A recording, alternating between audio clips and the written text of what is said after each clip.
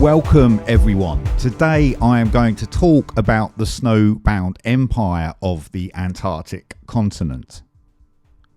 The Antarctic Continent is a landmass of tremendous secrets where prehistoric events have occurred over thousands of years, but have been deliberately kept from the public. It has the Trans-Antarctic Mountains, which extend for over 2,000 miles, and the Ellsworth Mountains, which are the highest peaks of the Antarctic continent. Numerous freshwater lakes are buried under the ice, with Mount Erebus being the most active volcano. Many individuals have even spoken of the crystal cities that once glowed and shimmered there, and the luscious trees and plants which grew in vast abundance. There are long-held beliefs that there are concealed entrances into subterranean worlds and even to a hollow earth.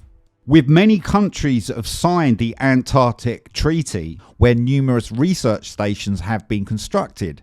Even now, till this day, there are many fascinating reports about the unusual archaeological discoveries that scientists have made on the Antarctic continent.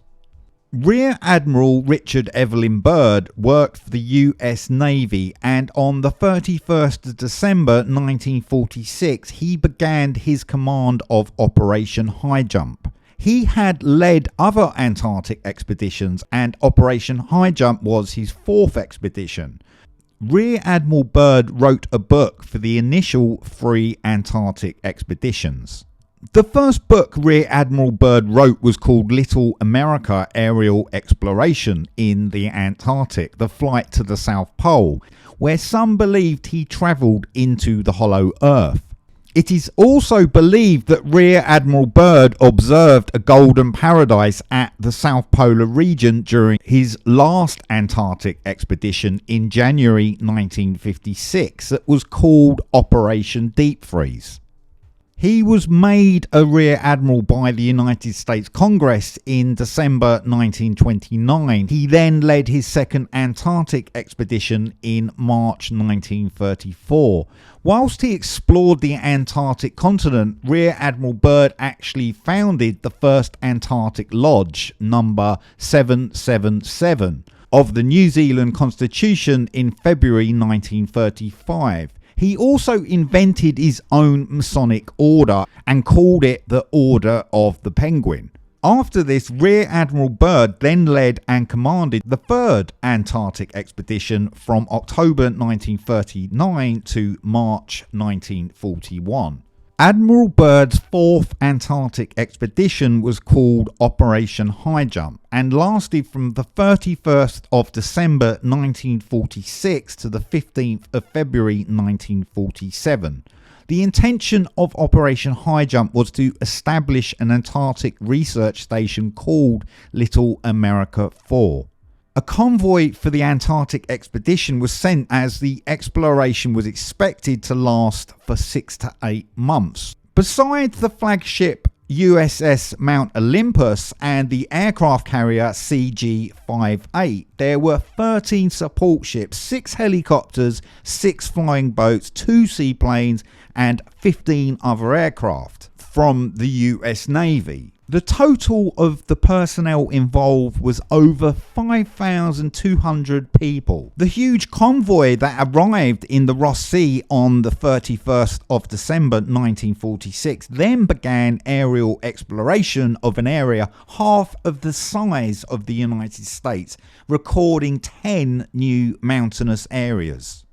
Less than 2 months later into the Antarctic expedition, it was then terminated abruptly on the 25th of February 1947, around 6 months earlier than scheduled, and the entire convoy returned to the United States. Since that time, many conspiracy theories have arisen from what actually happened during Operation Highjump. Because when Rear Admiral Byrd returned to Washington, he warned about the necessity for the United States to adopt protective measures against the possibility of an invasion of the country by hostile aircraft proceeding from the North Polar and the South Polar regions. He clearly stated, "I do not want to scare anybody, but the bitter reality is that in the event of a new war, the United States will be attacked by aircraft flying in from over one or both poles." Operation Highjump was terminated very suddenly, and after the mission, Rear Admiral Byrd then said that the most important of the observations and discoveries made was of the potential situation as it relates to the protection of the United States. He warned Americans to remain in a state of alert and watchfulness. Rear Admiral Byrd said that he realized, perhaps better than any other person, the significance of the scientific discoveries made in these explorations. Lieutenant John Sayerson, who was an integral member of Operation Highjump, stated a battle occurred in the Ross Sea off the coastline of Mary Birdland in western Antarctica on the 13th of February 1947. John Sayerson was an experienced flying boat pilot with the United States Navy. The following is his account of what actually happened. "They flew vertically out of the water in fury, slipping between the masts of the ships with such speed that the airflow perturbed and dislodged the radio antenna. I didn't have time to blink an eye. The two Corsair from the Casablanca were slain by some kind of mysterious ray, shot from the nose section of the flying saucers. The UFOs then dived into the water near the ships. At the time, I was on the Casablanca's deck and saw it as you now see me. I didn't understand. These objects were silent as they floated between ships, like a satanic beast splitting deadly fire. Suddenly, I saw our destroyer ship, Murdoch, which was about 120 feet away. The flames flashed and it began to sink. Despite the danger, rescue teams and lifeboats were immediately dispatched to the disaster site from other ships. The nightmare lasted about 20 minutes. When the saucers again dived under the water, we evaluated our losses. They were terrifying." So unless Lieutenant John Sayerson fabricated this statement, it does appear as if Operation Highjump was somehow tasked with confronting the flying discs that were seen as a direct threat to the US Navy and the US federal government. The National Socialist Germans called them the Flaggenscheibens, the flying discs, which actually belonged to the Viertes Reich, the Fourth Empire, that had politically arisen from National Socialist Germany after World War II ended on the 8th of May 1945. The 3rd United States Army entered Germany and discovered many National Socialist archives which revealed intriguing photographs and diagrams that confirmed such technologies were real. The US Army proved that German scientists were actually engaged in the development of flying discs and had been manufacturing them since June 1932.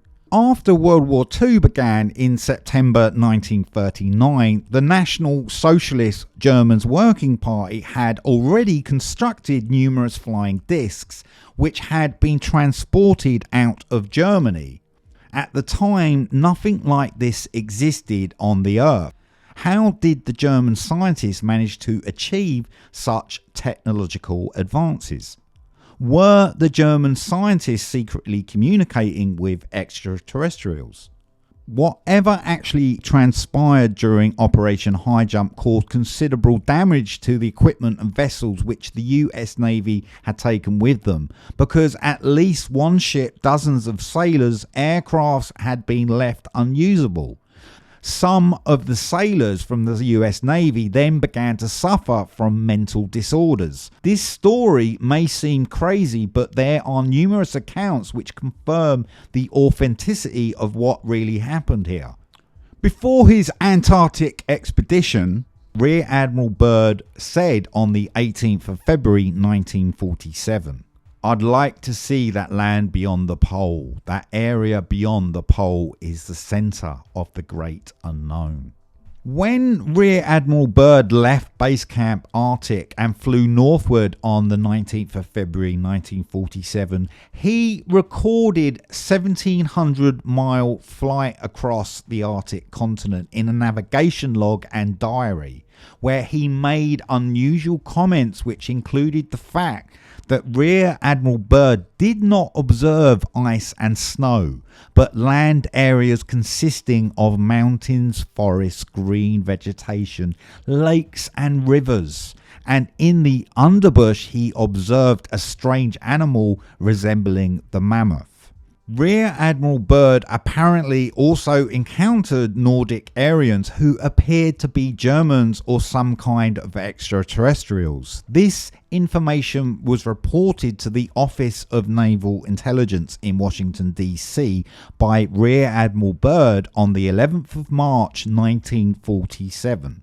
During January to March in 1956, Rear Admiral Byrd helped to lead Task Force 43, where the US Navy set on their Antarctic expedition. That was called Operation Deep Freeze 1. Whilst he was on the Antarctic continent, Rear Admiral Byrd penetrated for 2,300 miles beyond the South Pole. The flight was made by Rear Admiral George Dufuk of the United States Navy, the USNAU. Rear Admiral Evelyn Byrd said on the 13th of March, "The present expedition has opened up a vast new land." When Rear Admiral Richard Evelyn Byrd passed away on the 11th of March 1957, he took with him an immense number of concealed truths about the subterranean facilities which the National Socialists had constructed beneath the Antarctic continent, and the Nordic Aldebarans who seemingly inhabit the crystal cities inside the hollow earth. Whilst the minion class who serve the elites that manage planet Earth try and keep us distracted by making everyone focus on what they want us to believe, covert activities continue without anyone knowing what is going on. Therefore, humans are pulled into a low vibration of consciousness where the perspectives we have remain in a low vibrational state. This happens because many humans do not want to step out of the synthetic frequency prison. We have explored more of the moon than most areas of our oceans. By limiting our perspectives, we limit our own thoughts and ideas. Now, you don't have to believe all this information, but if you take the time to do the research instead of letting videos give you censored and manipulated information, you will see that these concealed historical events are likely to be true. Thank you for watching, everyone. I hope you enjoyed this video. Please subscribe if you haven't already. Take care, and I will see you next week.